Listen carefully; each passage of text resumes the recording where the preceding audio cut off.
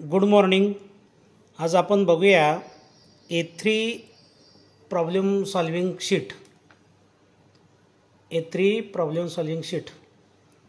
आपल्याला जे प्रॉब्लेम येत असतात, ज्या आपल्या समस्या आहेत, त्याचं सोल्युशन करण्यासाठी, त्याचा वाय ॲनालिसिस करण्यासाठी, त्याचं रूट कॉज आपल्याला शोधून काढण्यासाठी आणि त्याच्यावर ॲक्शन घेण्यासाठी बऱ्याच पद्धती आहेत. लॉजिकल थिंकिंग करून बऱ्याच पद्धतीने रूट कॉज आपल्याला ॲनालिसिस करून त्याचं उपाययोजना करायची आहेत. तर बऱ्याच पद्धती आहेत. त्यात 5W1H हे जास्त फेमस आहे. वाय ॲनालिसिस म्हणतात, 5 वेळा व्हाय आणि 1H हाऊ कसं करायचं. तर त्याच्यापैकी एक A3 प्रॉब्लेम सॉल्विंग शीट हे जर्मन लोक जास्त यूज करतात असं हे आहे. तर A3 प्रॉब्लेम शीट म्हणजे काय? A3 म्हणजे जसा A4चा पेपर असतो तसा A3चा पेपर असतो. A4पेक्षा थोडीशी मोठी साईज असलेला. तर त्या साईजवरती याची प्रिंट घेतली जाते आणि तो प्रेझेंटेशन केलं जातं. मोठ्या कागदावरती प्रेझेंटेशन करणं, तो प्रॉब्लेम व्यवस्थित लिहिणं आणि त्याची व्यवस्थित मांडणी करणं, अशा प्रकारे A3चा वापर केला जातो. म्हणून A3 प्रॉब्लेम सॉल्विंग शीट. आणि शीट किती असतात? 4 असतात. हे पहिलं शीट आहे. तर याच्यामध्ये मेन काय आहे की 4 गोष्टी मेन आहेत. पहिल्या पानावरती A3चा पहिल्या शीटवरती 4 गोष्टी मेन काय आहेत? तर कुठलाही प्रॉब्लेम सॉल्व करण्यासाठी आपल्याला सेफ्टी टीम पाहिजे. सेफ्टी टीम म्हणजे क्रॉस फंक्शनल टीम. म्हणजे संबंधित प्रॉब्लेम सॉल्व करण्यासाठी वेगवेगळ्या डिपार्टमेंटची, वेगवेगळ्या खात्याची किंवा वेगवेगळ्या क्षेत्रातील अनुभवी लोकांचा ग्रुप पाहिजे, तरच प्रॉब्लेम सॉल्व होतो. एकाच विषयातला तज्ज्ञ असेल तर तो प्रॉब्लेम सॉल्व करू शकत नाही. तर त्या प्रॉब्लेमला वेगळ्या अँगलनं, चौबाजूने विचार करण्यासाठी वेगळ्या तज्ज्ञ मंडळी पाहिजे. उदाहरणार्थ इथं इंडस्ट्रीमध्ये बघितलं तर प्रोडक्शन डिपार्टमेंट आहे, क्वालिटी डिपार्टमेंट आहे, मेंटेनन्स डिपार्टमेंट आहे आणि इंडस्ट्रियल इंजिनिअरिंग डिपार्टमेंट आहे, डिझाईन डिपार्टमेंट आहे. तर असं कमीत कमी 4-5 डिपार्टमेंटनं त्या प्रतिनिधीनं, त्या डिपार्टमेंटच्या प्रतिनिधींनी एकत्र येऊन प्रॉब्लेम सॉल्व करण्यासाठी क्रॉस फंक्शनल टीम बनवली पाहिजे. ही पहिलं उद्देश आहे. कुठलाही प्रॉब्लेम सॉल्व करायचा असेल तर पहिलं पाहिजे टीम. तर वेगवेगळ्या क्षेत्रातील एकत्र येऊन त्याची टीम असली पाहिजे. आणि तो जो प्रॉब्लेम आहे तो डिटेल प्रॉब्लेमचं डिस्क्रिप्शन पाहिजे, की तो व्यवस्थित प्रॉब्लेम मांडला गेला पाहिजे की काय प्रॉब्लेम आहे. तर या ठिकाणी प्रॉब्लेम आहे की sun gear R5 profile not okay, 3 numbers rejected during setup, machine Vajra 250. तर हा प्रॉब्लेम कुठं झालेला आहे त्याचं व्यवस्थित डिस्क्रिप्शन पाहिजे. एरिया प्रॉब्लेम पाहिजे, कुठं झाला, तर कुठल्या मशीनवरती झाला. आणि चौथी गोष्ट आहे की काय झालं आहे. प्रोफाईल नॉट ओके, कुणी केलेली आहे, ऑपरेटरनं कधी केली आहे, तारीख. तर या 4 गोष्टी पहिल्या पानावर येतात. एक क्रॉस फंक्शनल टीम पाहिजे, प्रॉब्लेमचं डिटेल डिस्क्रिप्शन पाहिजे आणि प्रॉब्लेम कुठल्या एरियामध्ये झालेला आहे तो एरिया माहीत पाहिजे, प्रॉब्लेम कुठं झाला, प्रॉब्लेम कोणी क्रिएट केला आणि काय तारीख.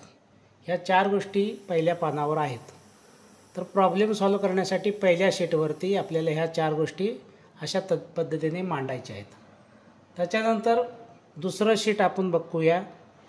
दुसरं शीट आहे त्याला म्हणतात फिशबोन डायग्राम. फिशबोन डायग्राम हे माशाच्या आकृतीसारखं चित्र आहे. हे माशाचं डोकं आणि त्याचे काटे. तर अशा प्रकारे फिशबोन डायग्राम हा वापरायचा आहे. हे दुसरं शीट आहे.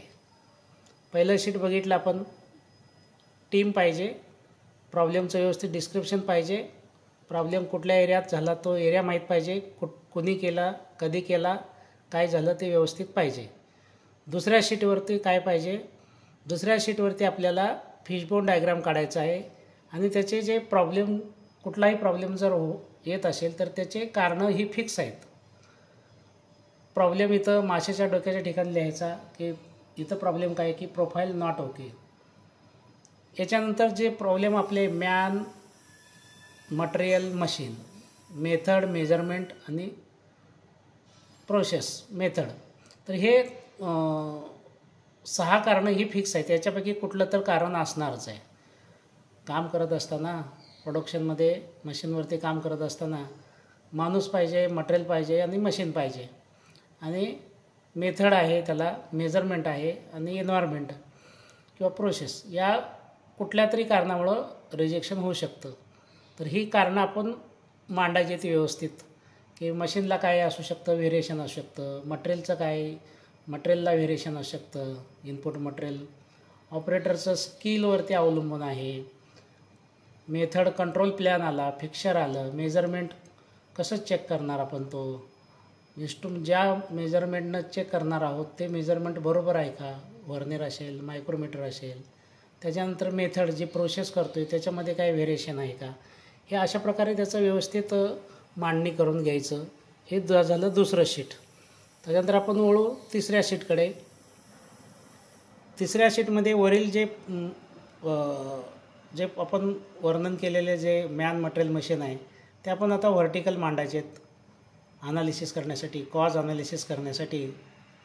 तर हे तिसरं शीट आहे की व्हाय ॲनालिसिस शीट ह्याला म्हणायचं. ह्याच्यामध्ये 5 वेळा व्हाय विचारलेलं आहे की ह्याच्यामध्ये जे काही जबाबदार आहेत रूट कॉजवर जे लिहिलेले आहेत 6, त्याच्यात आपण विचारलं मॅन म्हणजे ऑपरेटर, त्याचं स्किल मॅट्रिक्स, त्याच्यानंतर मशीनचं व्हेरिएशन, त्याच्यानंतर material, input material, control plan, locator, fixture, process variation, tooling आणि इन्स्पेक्शन मेथड. आता याच्यामध्ये आपण काय केलेलं आहे की ह्याला ग्रेड दिलेले आहे की हे किती जबाबदार आहेत. एक म्हणजे ओके आणि 2 म्हणजे जवळपास 50-50 जबाबदार आहे आणि 3 म्हणजे तो डायरेक्टली रिस्पॉन्सिबल. इथं आपण लिहिलेलं आहे 1 म्हणजे ओके, 2 म्हणजे फर्दर ॲक्शन नेसेसरी आणि 3 म्हणजे डायरेक्ट रिॲक्शन नेसेसरी. तिथं वाय ॲनालिसिस केलेलं आहे की प्रोफाईल नॉट ओके का आहे, प्रोफाईल प्रॉब्लेम काय की प्रोफाईल नॉट ओके का आहे. फर्स्ट पीस रिव्हर केलेला आहे. फर्स्ट पीस रिव्हर काय केलेला आहे तर centre support not continue, centre support त्याला व्यवस्थित बसला नाही. का नाही तर मशीन सेटअप मोडमध्ये आणून ठेवली नाही, त्यामुळं तो सेंटर सपोर्ट त्याला कंटिन्यू नाही झाला. मग हे सांगायला सुपरवायझर अवेलेबल नव्हता. तर ह्या प्रॉब्लेमचं रूट कॉज असं मिळालं की मशीन सेटअप मोडमध्ये ऑपरेटरनं ठेवली नसल्यामुळे सेंटर सपोर्ट कंटिन्यू लागला नाही, त्याच्यामुळं जॉब तसा बनवल्यावर त्याचं प्रोफाईल नॉट ओके आलेले आहेत. तर ह्याचा डायरेक्ट ॲक्शन कोणावर होणार आहे, ऑपरेटरचं स्किल बरोबर नाही आहे आणि मशीन व्हेरिएशन का तर तो सेंटर सपोर्ट व्यवस्थित लागलेला नाही. बाकी सगळं ओके आहे आणि locator, fixture, centre support okay लागला नाही तर हे फिक्चरमध्ये येतं. तर याच्यानंतर चौथा येतं की develop and implement corrective action. तर हे जे 3 प्रॉब्लेम आपण शोधून काढले, ऑपरेटर आहे तर त्याला ट्रेनिंग दिली पाहिजे आणि सपोर्ट दिला पाहिजे कंटिन्यू, सपोर्ट नसल्यामुळे. तर या ठिकाणी आपण काय करायचं आहे, ट्रेनिंग द्यायचं आहे. का द्यायचं आहे तर ऑपरेटरला अवेअरनेस आला पाहिजे. कधी द्यायचं आहे, इमिजिएट द्यायचं आहे, कोण देणार आहे, सुपरवायझर देणार आहे आणि त्याचं स्टेटस काय प्लॅन केलेलं आहे. तर हे ग्राफिकल प्रेझेंटेशनचं हे 4थं पेज आहे हे 3 प्रॉब्लेम सॉल्विंग शीटचं. तर याच्यामध्ये ह्या ॲक्शन काय घ्यायचे आहेत, का घ्यायचे आहेत आणि कधी घेणार आहे आणि कोण घेणार आहे ह्याची व्यवस्थित मांडणी केलेली आहे ही पहिल्या भागामध्ये. आणि दुसऱ्या भागामध्ये तर आपण काय करणार आहे की ऑपरेटरला SOP देणार आहे आणि इथं सिंगल पॉईंट लेसन केलेलं आहे. सिंगल पॉईंट लेसनमध्ये काय आहे की राईट आणि रॉंग काय आहे.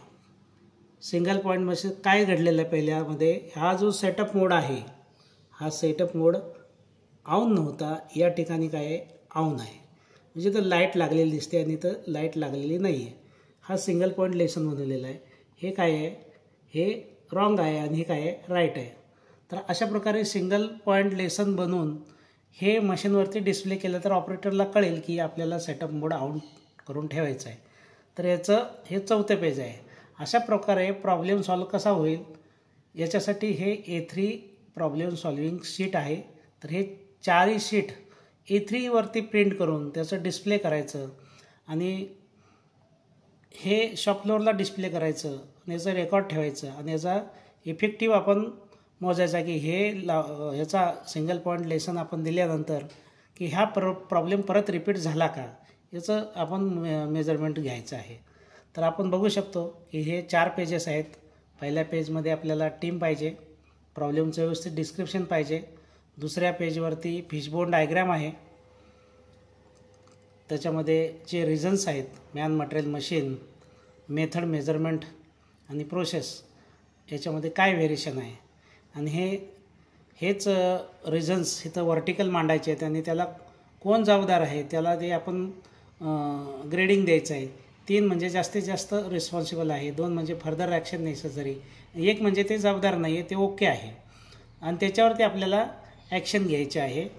तर जे प्रॉब्लेम आहे त्याच्यावरची ॲक्शन घेण्याचा हा 4था सीट आहे. Develop and implement corrective action.